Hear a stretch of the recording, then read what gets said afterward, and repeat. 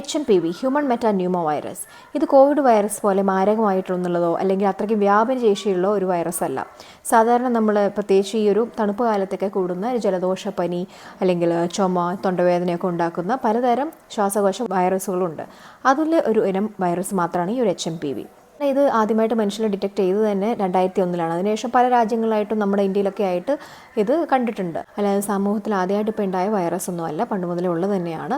നമ്മൾ ടെസ്റ്റ് ചെയ്യാത്തതുകൊണ്ട് അധികം ഡിറ്റക്ട് ചെയ്യുന്നില്ല എന്നുള്ളത് മാത്രം. പിന്നെ കുട്ടികളിലും പ്രായമായിട്ടുള്ളവരും പ്രതിരോധശേഷി കുറവുള്ളവരിലൊക്കെ ആയിട്ട് ചിലപ്പോൾ ഇത് സങ്കീർണതയിലേക്ക് പോകാനുള്ളൊരു ചാൻസ് ഉണ്ട്. കോവിഡ് പോലെ തന്നെ ഡ്രോപ്ലെറ്റ്സ് വഴിയാണ്, അതായത് തുമ്മുമ്പോഴും ചുമയ്ക്കുമ്പോഴൊക്കെയാണ് ഈ ഒരു വായമൂക്ക് കണ്ണിലൂടെയൊക്കെയാണ് ഈ ഒരു വൈറസ് കടക്കുന്നത്.